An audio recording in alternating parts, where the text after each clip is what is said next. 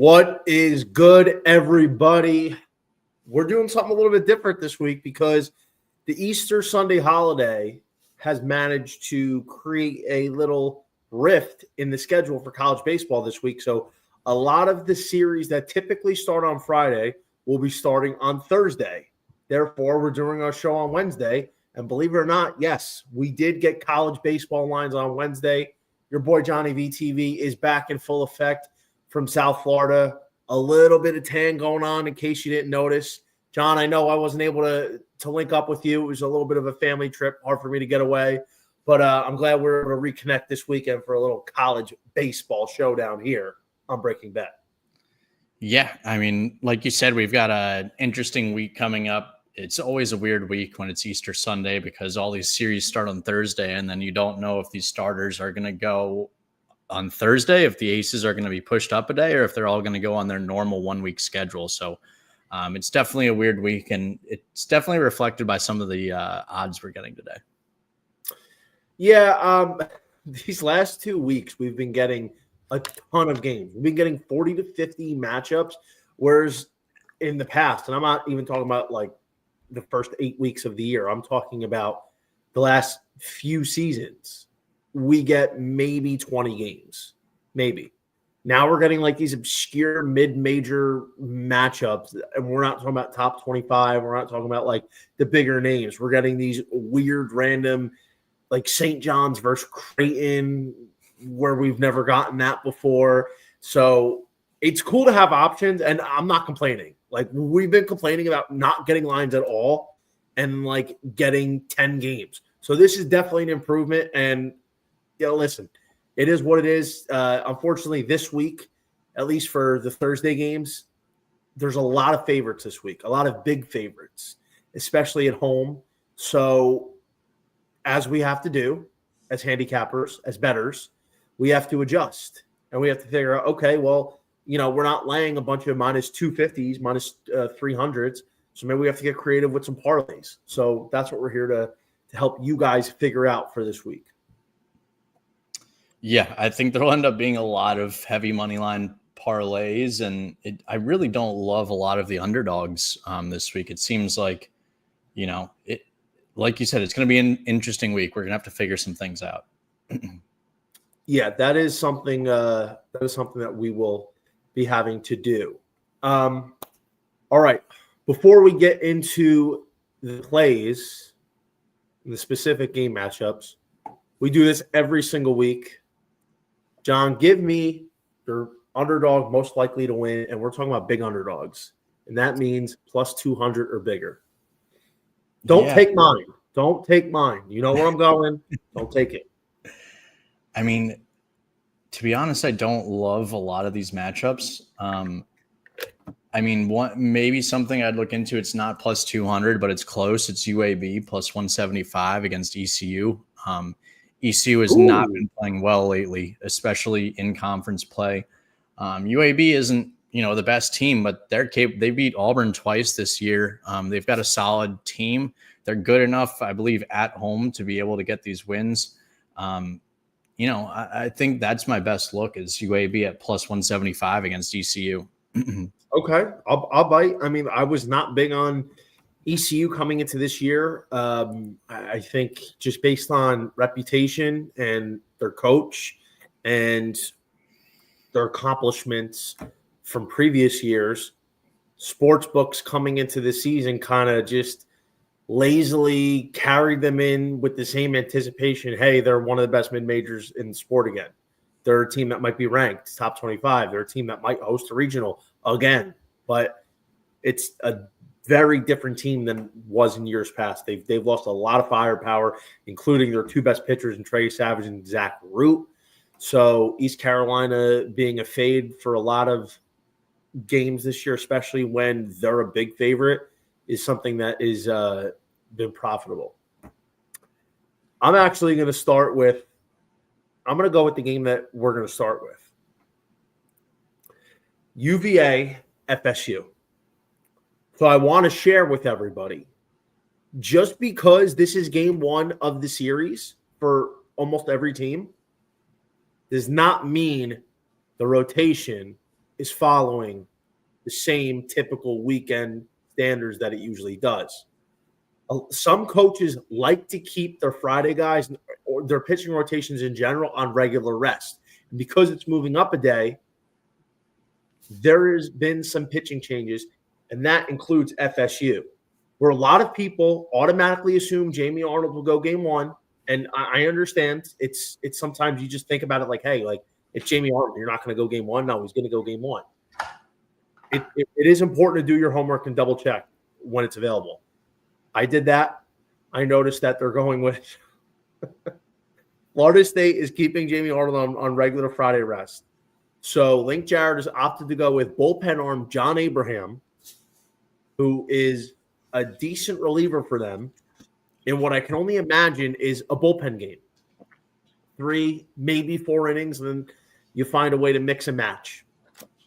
Joey Villani is going to be the Saturday guy. Wes Mendez is out of the rotation this weekend. So one thing we do know, FSU's bullpen is not good. That was their Achilles heel last year. They've been a disaster this year. They've cost them numerous games. They've taken them out of a lot of games. So basically, we're saying Florida State is minus 270 with John Abraham on the mound against Virginia with an offense that can score, and that's been better, John. So granted, Jay Woolfolk's not going either for UVA, so he's on regular rest. So they're going with a midweek guy whose name escaped me, but he's actually been doing pretty well. I'm gonna find it real quick because I had his name on the tip of my tongue and I forgot. So basically, I think what happened here is the sports books just assumed Jamie Arnold was going to go Friday. FSU, Jamie Arnold at home. UVA hasn't really been that good this year. They've kind of been like muddling around 500, so they should be a big underdog in this spot. They assumed, so I think we can safely say Seminoles should not be minus 270 here. Yeah, I don't mind that. Like you mentioned, it's one of those weeks where there's going to be a lot of mixing and matching. You don't necessarily know if the ace is going to keep going on Fridays or, if they're going to change up the rotation. This is also a weekend where a lot of coaches, it's like, but it's very hard to change a rotation mid week, right? Because say your guy's going on Sunday, you want to move him into the ace position on a Friday, then he would be going on short rest. And so you don't necessarily want to do that. You kind of either want to move him up one day at a time. But these guys are all on 7-day rotations, their schedules, their routines. So a lot of this is the last weekend we'll see a lot of these rotations too. Next weekend we'll see, I think we'll actually see a lot of teams go with, say, their best pitcher on the Friday and they're not second best pitcher on Saturday. That being said, I don't mind an over here. I feel like there are going to be a lot of runs. Mm-hmm. Like you said, it seems like FSU is going to end up going a bullpen game. I don't totally trust UVA's bullpen either. They've never really been known for their bullpen. So I think my favorite play would be an over. I like that. I think that's fair. We haven't had the totals yet, but I mean, if we're getting a 12.5 or lighter, I think the over is fair too. Just saying like UVA being 2-1 it doesn't make any sense. It's going to be Bradley Hodges for the Cavaliers. He's been a midweek guy, light work, only 15 and third innings, but he got 24 Ks, 7 walks. He's got a 1.17 ERA. So the kid's been good in his abbreviated outing. So I think that's definitely one of my most favorite underdog plays of the Thursday slate. All right, big dog. Let's get into full swing here. TCU at UCF.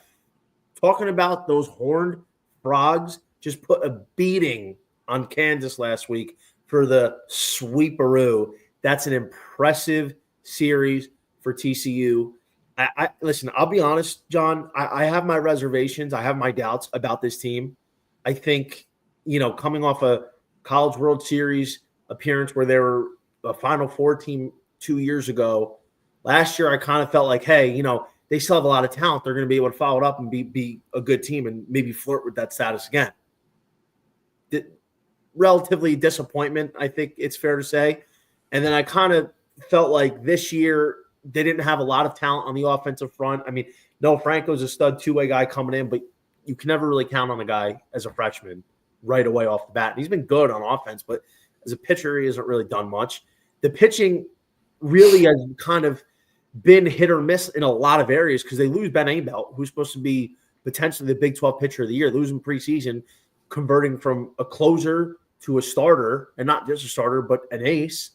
And now, it's been a lot of mixing and matching, but what's happened these last 3 or 4 weeks is Tommy Lepore, who was the Saturday guy to start the season, has settled into this Friday role, and he's been unbelievable in Big 12 play. And he's going on Thursday night for the Horned Frogs. And I don't know why he's only minus 130. UCF is 4-11 in conference play. They haven't been great. They just got swept in back-to-back series against Kansas State, or they didn't get swept. They lost the series to Kansas State, and they lost to Kansas the week before they got swept then. UCF was supposed to have a pretty good pitching rotation coming into the season. It's been bad. They don't have one legitimate starter that's somebody that you can rely on every week. I think TCU is a good play here with Tommy Lepore going. Yeah, I agree with you here. UCF has been very underwhelming this year. I mean, I noticed even since the beginning of last year, they just don't play sound fundamental baseball. They all go up there trying to hit home runs, which is, it can pay off, right? You can win. I believe back in the early parts of the season, they were going up against USF and they mercy ruled them 2 out of the 3 games. Like, you can have success doing that, but then when you play close games, you're not going to win. This team doesn't get runners over. When they get them on, they can't get them over. They can't get them in.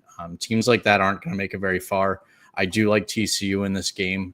I'm not very high on UCF anymore this year. The only explanation for UCF winning is that, crazy things happen this time this season and, they're the home team. But I like TCU. I mean, yeah, no, absolutely. But is it supposed to be field trappy, or I think this might just be an uneducated line price by the sports book? I think honestly, I'd probably make. I'm sorry, I didn't mean to interrupt. I'd probably all I'm saying is I don't think they're trap lines in college baseball. I don't think they're that smart. But this is definitely a weird line, right? Like, especially with every other line we're seeing on the book, it's these insane minus 200, minus 300, minus 400 in conference play, which you don't usually see. And then this one out of nowhere is minus 130. Like, yeah. I feel like it should be TCU like minus 200 based on everything else we're getting. So I don't think there's trap lines, but it's definitely a weird line. Yeah. I would be curious to see. So, like, we're talking at 9:14 p.m. Eastern time on Wednesday, April 16th. And this game is like a 6 o'clock game tomorrow. Even by the time we wake up tomorrow, what do we see this minus 130 at? Because obviously we have people listening to us right now talking about this, but there's going to be people that make their own assessment that are looking at this number and wait, it doesn't make any sense. Why is TCU minus 130? Same thing. They should be pushing $2. Let's hammer them. So what are they going to be? What are they going to be 12 hours from now? 9:15 tomorrow morning. What are they going to be? Interesting. I think TCU is a great look here. You're backing a really good pitcher, and like I'm saying, like, I don't think TCU is an unbelievable team. I mean, I think they're playing well. They swept Kansas. That's a loud statement. It's also a team that got destroyed by Arizona State a month ago. Arizona State's good, but it wasn't even competitive.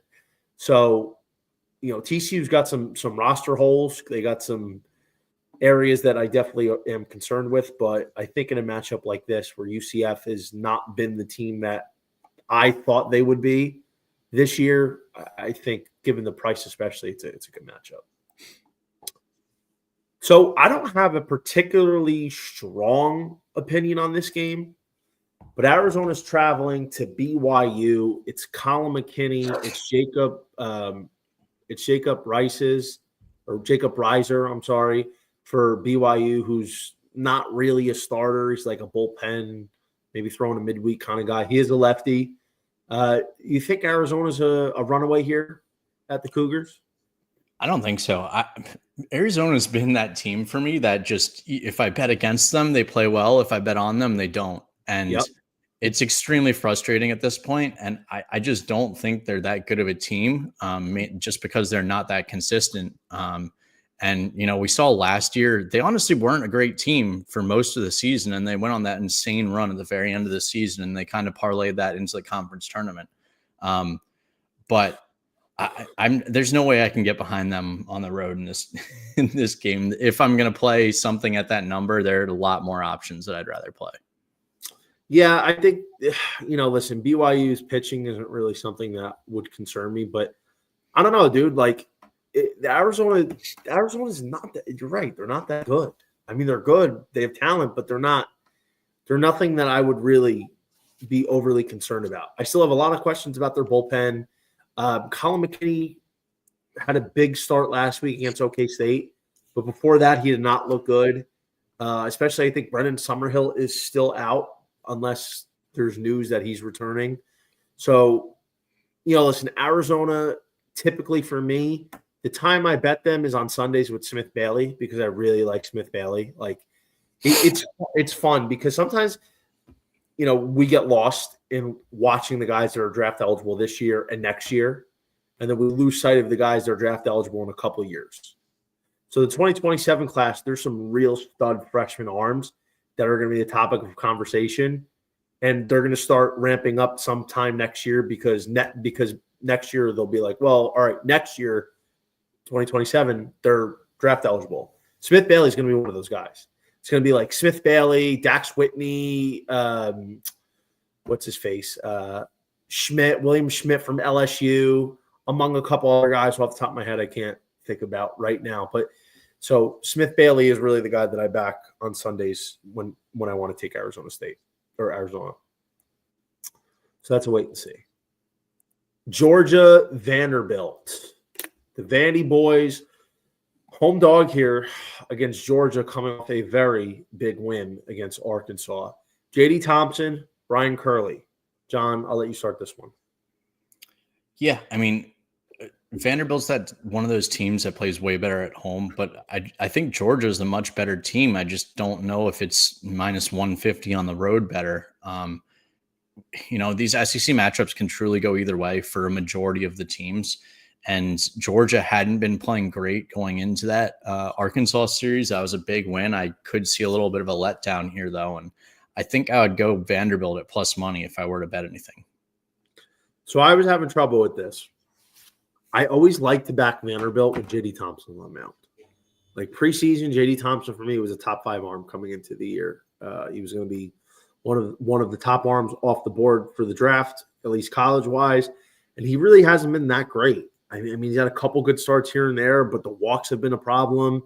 Because of the walks, it's been a lot of pitches, inefficiency, inability to go deep into games. He has not really performed like I was expecting him to in a draft year. And now he's facing the toughest lineup he's seen all year in the Georgia Bulldogs. I mean, when you couple that with the fact that their offense is very streaky and, Georgia's pitching has been better, even though I don't trust it still, but I don't know if Vanderbilt's definitely going to be able to take advantage enough. I just think the way Georgia's going right now, it's hard not to take them. And listen, if Vandy wins at home with Thompson on the mound, I won't be surprised. I absolutely will not be surprised at all. But I think right now the one certainty we have is this offense is legit. That's the only certainty between both pitching staffs and both offenses that we know is that this offense is legit. I think I'm laying it. Yeah, and I mean, credit to their coach and their team for moving on. I don't know if moving on is the right term, but they pulled Charlie Goldstein from the rotation. Leighton Finley, I believe, was moved to Sundays. So it's very hard for those top guys to, pull them or tell them, hey, like you're not going to keep your starting spot. But these coaches, these teams want to win. So good on Georgia for doing that, at least for now. We could see like a Cade Horton-esque scenario where he wasn't that great in the regular season. Then we see one of these, like a Charlie Goldstein come in the postseason and absolutely dominate. But you never know. But it was good on them for making that change. Yeah, so that one's a tough cookie for me to wrap it around. But all right, Georgia, it is for me. Louisville, Clemson. We're talking about teams not having their aces for this game. It seems like the Cardinals will not have Patrick Forbes, not just for this game, but he might be out for the weekend. It's unconfirmed if he's even going to go this weekend. Based on probability, I would say he wouldn't be throwing tomorrow. Parker Detmers is also a couple weeks away. And based on just the process of elimination, their Sunday guy, Peter Michael, went on Sunday. So him turning around from Sunday to Thursday is, I would say, damn near impossible. So, he's not going to go. Now, when you're looking at Louisville, John, it just seems like they're not really having a ton of options to roll out there at number 3 Texas in a starting capacity this week. I think realistically, since it's not Michael, since it's not Forbes, who's 2 of their main guys, we know it's not Detmer. It could be TJ Slogjeter, who's like a half starter, half closer, or they could just pick one of these guys out from the pen. But basically, the thesis is it should be Aiden Canuck for Clemson, who that's pretty much an automatic back every time. Clemson at home is a very dangerous team, and they're humming right now. Clemson at minus 180 seems cheap. That's why it's a 2-unit play for me on Thursday. Yeah, I'm with you. I love Clemson in this game. I honestly think I would have loved it more with Forbes pitching just because of the way he's been pitching. I mean, I think he had, 7 walks in the last game, which is insane. He must have had 5 the week before. I would assume Louisville's trying to give him a little bit of a rest, and, this would be a good weekend to do it. But I love Clemson in this game. Louisville doesn't have any pitching depth. We've seen that show. They can hit. They can definitely hit, but Clemson's a much better all-around team, and they actually have pitching. Yeah, this is a game I probably expect to see balloons well past 220, 230 before game time. Excuse me. Okay, let's keep going here. Texas A&M, don't look now. The Aggies are coming back to life. It looked like they had 9 toes in the grave, but the Aggies are sitting at 6 wins in the SEC, man, and now they're going to face one of their biggest tests of the year. They got to travel down to Fayetteville to take on the Arkansas Razorbacks. Let me go first. Ryan Prager, Zach Root, lefty. I hate to do it, but I have to. I feel terrible about this.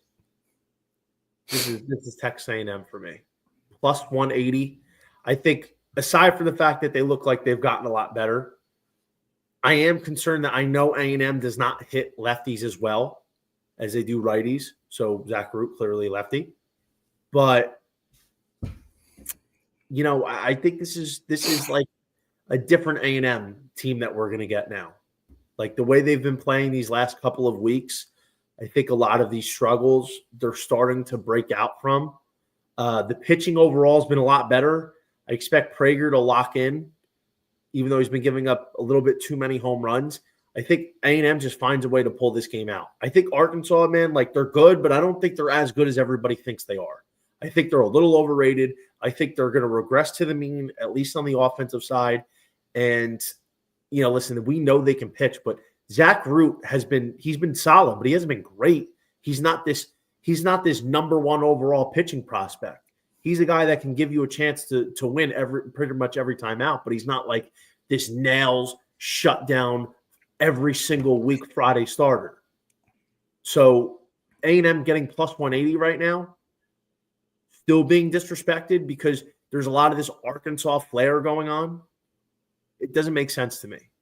Maybe A&M gets just destroyed. Maybe they get cock-slapped. But this is an A&M plus 180 play for me. Yeah, I don't mind it at all. I'm a big believer in Arkansas. I think this could finally be their year as long as they get some hitting and they kind of get over that hump of those home regionals. I think they'll be good. That being said, Texas A&M, they're starting to wake up. They're early in the season, they just looked like they weren't a good team this year. But it seems like they're starting to figure it out. They're beating some good teams. If I were to make a play on this game, I would probably go Texas A&M at plus money, but I think I'm just staying away from this. I still don't know if I can trust them, but I would lean them. Fair. Yeah, I mean, listen, that's fair. I just, it's getting plus 180. It's hard not to take that because they've been really good, and I'm curious to see where these lines open for Friday and Saturday. But Lampkin going versus now Gage Woods returned for them. He hasn't pitched in a couple months. And then Landon Bottleshe's on Sunday or Saturday against Miles Patton. So that will be this will be an interesting series, and I really hope if A&M can win this one and get themselves to 8 wins by the end of the weekend, that is very, very big. Let's stay in the SEC here, John. We got LSU, a minus 230 favorite at home against Bama. LSU, we're talking about teams that kind of got in a little bit of a rut last week. I mean, that's a terrible series for them. Went to Auburn and got swept. Great series for Auburn and sweeping LSU. But I think the Tigers here, they know they need a bounce back series. Minus 230 is thick. Bama's moving Zane Adams to the Sunday role. So he will not be pitching here. I think this is a LSU in a parlay. What say you? Yeah, LSU hasn't been playing as well lately. Alabama, it seems like they've kind of been slowing down too.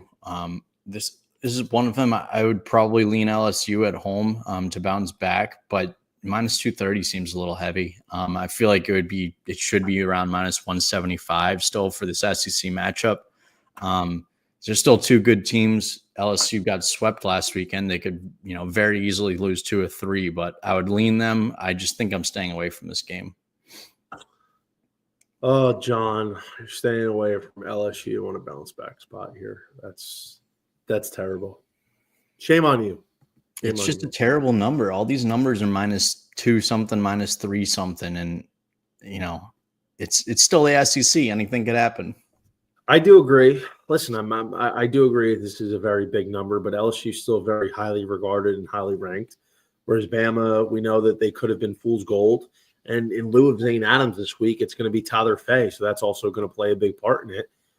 Tyler Fay is getting really his first taste of the starting rotation for Alabama this season. So that's definitely, I would think, is going to factor into the price a decent amount. So that is something that's probably pretty explainable. Ole Miss at South Carolina. Come on. Ole Miss at South Carolina. The Rebs are minus 166. It's Hunter Elliott on the mound here for Ole Miss. Maybe Jake McCoy for South Carolina. Will you roll with the Rebels? You think laying 166 on the road is fair here? This is a tough one. Like I said, I don't believe in trap lines, but this is definitely a weird line again. South Carolina is not very good. I want to say they have 2 wins in the SEC so far. They have some pitching their first day, but after that, they really have no pitching depth whatsoever. This is a rebuilding year for them. They got the new coach, Paul Manieri, right? Yeah, so he's still rebuilding for them. You've got to give him a couple of years. I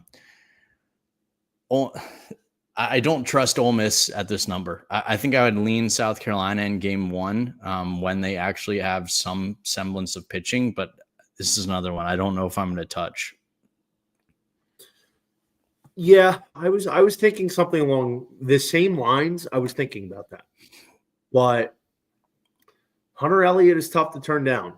I think because this game starts at 7:30, we have basically a full day to figure this one out. I'm going to reevaluate. Off the rip, it's not on my card right now. Something I want to give a little bit more thought to. I mean, you might get some steam coming on South Carolina and evening this matchup up a bit. Auburn at Texas. Sammy Dutton, the LSU transfer, who has just been unbelievable, probably been one of the top transfers in all of college baseball this year. One of the most impactful transfers Samuel Dutton has been, coming over from LSU and grabbing a Friday night role for Auburn as part of their renaissance in the SEC this season. Texas Longhorns, though, man. Jared Spencer on the mound. Great pitching matchup we have here. Texas is a big favorite. But, John, I've been riding Texas since the preseason. Day one, I love Texas this year. I thought they were going to be a great team. And a big reason why was because they were going to turn the pitching around. Like, they had an offense last year, and they were going to have an offense again this year. And the offense has been fine. I mean, honestly, it hasn't been great. And, that was honestly even before Max Ballou got hurt. But since he's gotten hurt, it's been just solid. But their pitching was always going to be the reason why they turned it around. And Max Weiner has done a fantastic job. Definitely going to be looking at some head coaching offers in the very near future if he wants them. Spencer has really locked in. He had a great start against Georgia a couple weeks ago. Texas is dialed in right now. But I think the biggest thing to note, Auburn is a much different team at home than they are on the road. On the road, they're nowhere near as potent. Their offense is nowhere near as good. Their pitching staff is much worse. Dutton is great. Dutton gives them a chance to win this game. So 154 with Dutton is interesting. Maybe it looks like a run line, plus 1.5 potentially, or an under. I think an under, anything bigger than 11 is an under for me in this game. But I like Texas as part of a parlay. I like them to keep this hot streak going. I think the Longhorns are going to really gear up for a big second half run here. Yeah, I mean, this is another one, right? We've got the home team minus 200, and it's an SEC matchup. And it's not like Auburn's a bad team. They are a very good team. They just swept LSU, who's the top 5 team. Texas hasn't lost an SEC series yet. They've looked like one of the best teams in the nation. But I don't know if I can pay minus 200 for them against a good Auburn team with their ace going. So I've been saying it a lot tonight, but I'm probably going to lay off from this game. I don't trust Texas. I mean, I trust Texas, but Auburn's good. And if Auburn's going to win, I think it's probably going to be the first game with Dutton going. So maybe Auburn wins game 1 and we get a more favorable number on Texas the rest of the weekend. I think that would probably be ideal here. And something like that. I mean, what I have here, already on my cards, I'm giving you a taste. I have an LSU Texas parlay, 2 units for Thursday night. Simple. 2 of my top teams this year in a parlay. Matchup advantages. So what I might do in order to not just protect a potential position is because I think it could be possible. Maybe Auburn, depending on what the run line looks like, at plus 1.5. But what I also might do is wait, because we could see potentially some steam on Texas, push Auburn out to a little bit more of a favorable number before opening pitch, and then you get a better price there. So I think Auburn getting 1.5 is feasible. Like, this could very well be a 3-2 ball game. So if you're getting Auburn with a 1.5 with the pitching, with Samuel Dutton the way he's been, I think it's halfway decent. It's hard to hit the middle on that, but I might consider going that way. But I totally understand. And if nothing else, dude, like, I'm definitely finding a way to rip Texas on Friday and Saturday.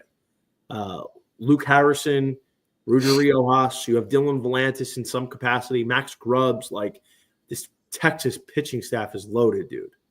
And their offense is good enough. I'm telling you, once they get Max Ballou back, dude, it's going to be really dangerous. And I'll say this to everybody watching, if you haven't taken a piece of the Texas Longhorns to win the College World Series, You could still get them at 16-1. I would do so now. I would definitely buy some Texas for the futures market. They have what it takes, and they're going to get their best player back. I gave them out on my RotoWire article at 40-1 about a month and a half ago. If you missed it, can't do nothing for you. But now we can make amends here. All right, time to get into the ancillary matchups. Anything else that you're looking at? Maybe not even something that you're definitely looking to bet right now, but something you want to talk about, something that you're interested in. Yeah, I mean, as we've been mentioning a lot of these lines aren't very playable. We've got a lot of parlay options. One game I will say is West Virginia, Cincinnati with Nathan. I'm assuming Nathan Taylor's going. You would think. Well, that's something that I would have to check on. But Cincinnati's actually very good when they have their ace going, and they've got one or two relievers that can pitch. So they're definitely capable of an upset there. West Virginia really hasn't played anybody special yet. So they've got a really good record, but it's a little bit deceiving. And they don't have much pitching. So I don't mind Cincinnati. I believe they're plus 220. Yeah, plus 220 on the road against West Virginia. So I think that could be a good look. But there isn't too much else going on, to be honest. Maybe like a Louisiana Tech team against Liberty, who, Liberty hasn't been playing as well lately. Ruston's pretty hard to play, so maybe something like Louisiana Tech, but there's not a ton of options. I disagree with you, actually. Let me read them. So one I'll look at for going on maybe some mid majors here. ULL at Old Dominion. If Chase Morgan's going, I think maybe I might look at a ULL money line there, minus 110. Old Dominion's a solid team, mid-major. I don't think the Raging Cajuns are – I don't think they're great. I don't think they're as good as they've been in years past. But Chase Morgan, in my opinion, is one of the top mid-major pitchers in the entire country. I mean, this kid is a stud. So if you can get him at a favorable price, even on the road, I think that's something that I would consider. But, of course, that is a something that would need to be confirmed if he is actually going here in this start. Let's see what else. There was a couple of games here. Sorry, there's a million of them. Can I interest you potentially in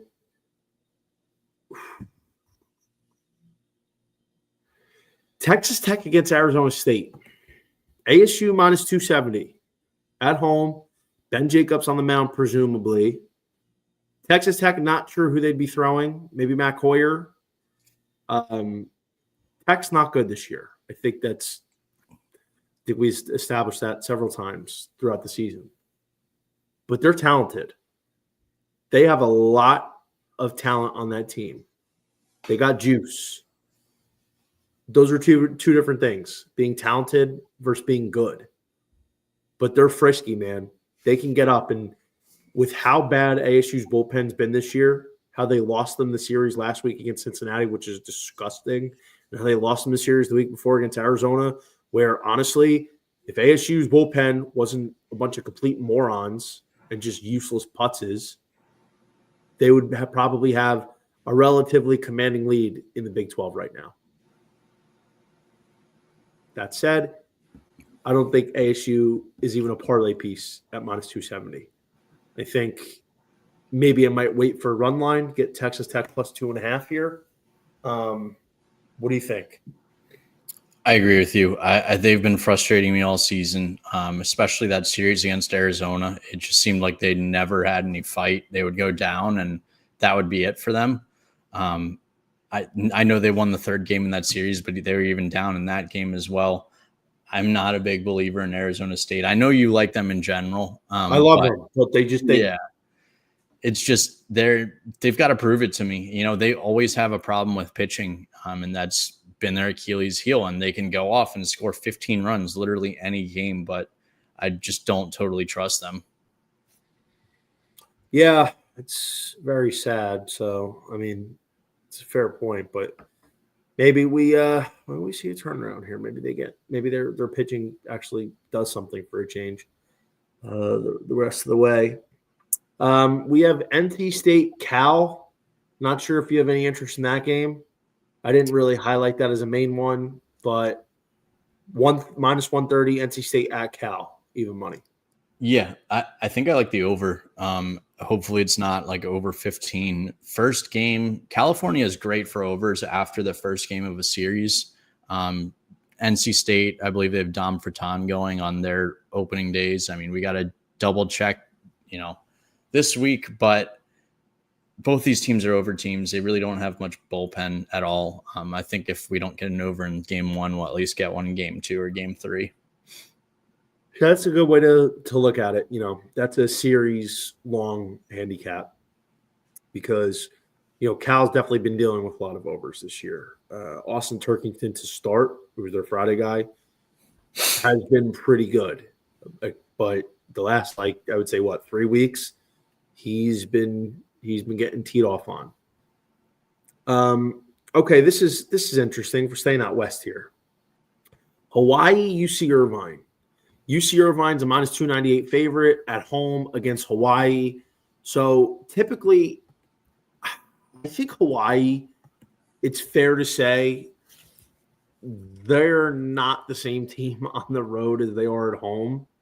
It's unfortunate because them at home against UC Irvine would have been very interesting and created some really cool betting opportunities for us. But Irvine's been really good, man. I mean, they're 10-3 at home. They're 13-2 in conference. I think if they're able to take care of business against Hawaii this weekend, they'll probably put a stamp virtually on the Big West. Do you give Hawaii any chance on Friday? And if you don't, how would you attack maybe getting them one game this weekend? Yeah, it's a good question. I do think that I think UC Irvine's going to win the series. I think Hawaii's probably going to win one game. I just don't know which game. Maybe it's I guess there are different strategies. Maybe you play them in game 1. If they lose, hope you can play them in game 2 and profit. Or you wait, don't play them in game 1, hope Irvine wins, and then you could play them in 2 and 3. But I'm a big UC Irvine believer. It's a very good team. They've played some very good teams this year. That lineup can hit. They've got solid pitching. So I don't know. I don't know if I'd play Hawaii there. So Hawaii, so just for reference, Cal Poly is actually leading the conference right now at 14-1. 14-1. Irvine's 2 at 13-2. Cal State Fullerton is 9-6. Hawaii and Santa Barbara are both 10-8, and everybody else is kind of really out of it. So, I mean, if Hawaii loses, they're pretty much done to win the conference. Santa Barbara is also, they're playing Cal Poly this weekend. So if they lose, they're out. So in theory, if Cal Poly and Irvine win this weekend, it's basically pretty much an official 2-horse race. So it's actually interesting that those two teams are facing teams that they could put away this week. But there's no pitching matchups officially announced for either team just yet. But typically what Irvine's been doing, their starting rotation was a mess to start the year, and they had to really go a big overhaul. And now what they did was they put Riley Kelly in the Friday role. Probably, I would say, last 3 to 4 weeks. And then typically what they were doing is throwing Ricky Ojeda, their best reliever, out of the pen on Fridays. So that strategy was working fantastic. And they were winning a lot of Friday games. And they moved Trevor Hansen to Saturday. And then Ryder Brooks was throwing a lot of Sundays, but they've kind of been experimenting. So I'd probably say Irvine Friday with Riley Kelly and Ojeda is the better look. And then maybe I would look to take advantage on Saturday. Liam O'Brien's Hawaii's best starter, and he's coming off a bad outing. He gave up a ton of walks last weekend. So if that's the strategy that I will go, I like Irvine 1, Hawaii 2, Irvine 3. That's how I would look to attack the series. So the best case scenario that we could hope for is like UC Irvine run rules Hawaii tomorrow night, and then we get a similar price where Hawaii's north of $2 for Friday's game, and then we take them. But interestingly enough, Cal Poly at Irvine at UC Santa Barbara this weekend is basically a pick'em. Should be Tyler Bremner on the mound against Griffin